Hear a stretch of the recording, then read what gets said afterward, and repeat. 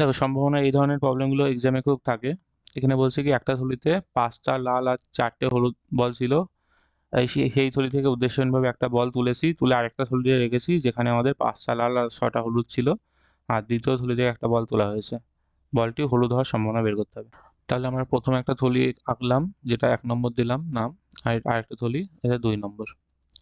তাহলে প্রথম থলিতে আমাদের বল ছিল 5টা রেড, মানে 5 আর বললাম, আর 4টে ইয়েলো, মানে 4টে হলুদ। আর এটা ছিল আমাদের 3টে রেড আর 6টা ইয়েলো। তাহলে প্রথমে এর থেকে একটা বল তুলেছি, আর সেই বলটা এর এর ভিতরে রেখেছে, আর পরে এর থেকে একটা বল তোলা হয়েছে। তাহলে দ্বিতীয় থেকে তোলা বলটা তো হলুদ হবেই বলেছে, মানে ইয়েলো 2 তো হবে দ্বিতীয়বার। আর প্রথমে তোলা বলটা কিন্তু দু রকম হতে পারে, রেড হতে পারে মানে R1 বললাম, আর ইয়েলো 1ও বলতে পারি। মানে R1 যদি রেড হয়, আর ইয়েলো 1 বলছি যখন আমাদের হলুদ হচ্ছে। তাহলে প্রথমে প্রবাবিলিটি অফ R1 কত হবে বলো। প্রবাবিলিটি অফ R1 মানে এর থেকে আমরা লাল তুলছি, মোট 9টা বল ছিল, 5 আর 4 9, 9 থেকে 9-এর মধ্যে 5টাই লাল আছে, তাহলে 5/9 হচ্ছে।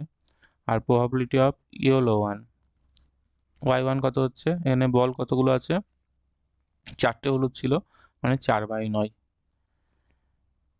এবার আমরা প্রবাবিলিটি অফ ইয়েলো 2 যখন R1 ঘুরেছে, এটা হতে পারে।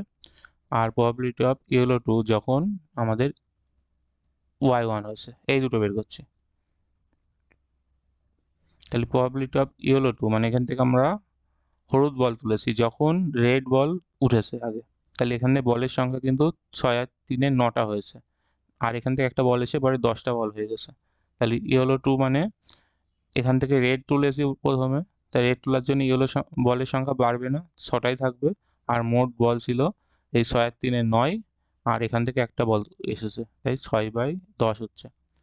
আর ইয়েলো 2 যখন আমাদের ইয়েলো 1 হয়েছে, ইয়েলো 1 হওয়ার জন্য হলুদ বলের সংখ্যা কিন্তু 6টার বদলে 7টা হয়ে গেছে, তাই 7টা হলুদ বল হয়ে গেছে এখানে, বলের সংখ্যা মোট 10টা। তাই দেখো, আমাদের এখানে চেয়েছিল প্রবাবিলিটি অফ ইয়েলো 2 মানে হলুদ বল। তাহলে এটা কিভাবে হতে পারে, প্রবাবিলিটি অফ R1 মানে প্রথমে লাল বল তুলেছিলাম, আর দ্বিতীয় থেকে আমরা মানে লাল বল তোলার পরে হলুদ বল তুলেছি, এই একটা কেস হতে পারে।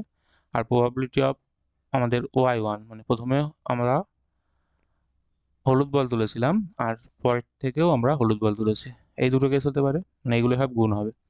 তাহলে এখানে হচ্ছে আমাদের 5/9 গুণ, এটা হচ্ছে আমাদের 6/10। তাহলে এখানে পরে Y1 এর মান ছিল আমাদের 4/9 গুণ হচ্ছে আমাদের 7/10। তাই দেখো, এখানে যোগ করলে উপরে হবে কত, 30 হচ্ছে, 30 আর এখানে 28, আর নিচে 90 হয়েছে। তাহলে হচ্ছে আমাদের 58/90।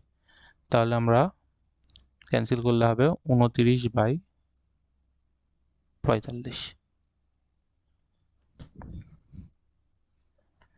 তাহলে অপশান হবে আমাদের 29/45, মানে অপশান বি হবে কারেক্ট।